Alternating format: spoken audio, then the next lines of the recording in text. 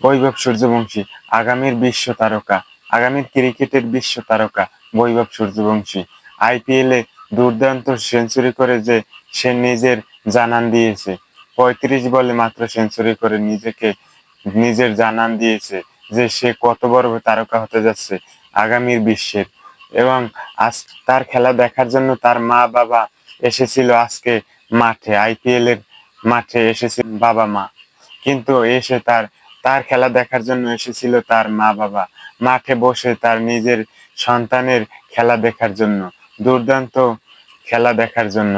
কিন্তু দুর্ভাগ্যজনক, মা বাবাকে তার তার পছন্দ মতো একটা ইনিংস উপহার দিতে পারলো না। খুবই দুঃখজনক বৈভবের জন্য।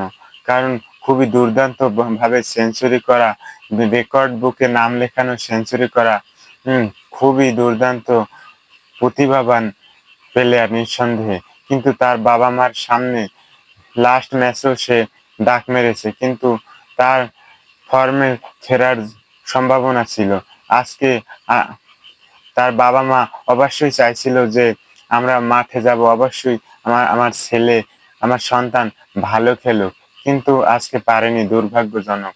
বাবা মার অবশ্যই সেই চাওয়াটা পূরণ করতে পারেনি।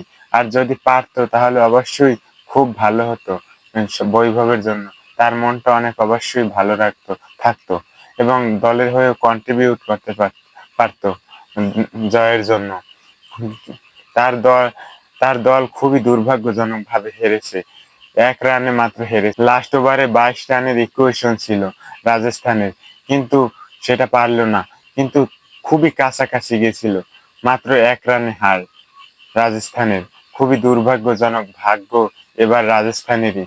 এই ম্যাচ নিয়ে কলকাতার বিপক্ষে এই ম্যাচ নিয়ে তারা টানা চার এবারের আসরে তারা 4 ম্যাচ হেরেছে এভাবে দুঃখজনক ভাবে। তাদের উইন গেম তারা হেরে যাচ্ছে। তাদের লাক এবার ফেভার করেনি। তাদের লাক যদি ফেভার করতো তারা একটা ভালো পজিশনে থাকতো পয়েন্ট টেবিলে ডেফিনেটলি। কারণ তারা দুর্ভাগ্যভাবে তারা 4টি ম্যাচ হেরেছে।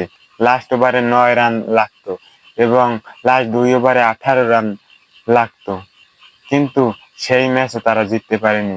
গত 3টা ম্যাচ খুবই দুর্ভাগ্যজনক ভাবে হেরেছে এবং লাস্ট ম্যাচে কলকাতার বিপক্ষে তাও খুবই দুর্ভাগ্যজনক ভাবে হেরেছে।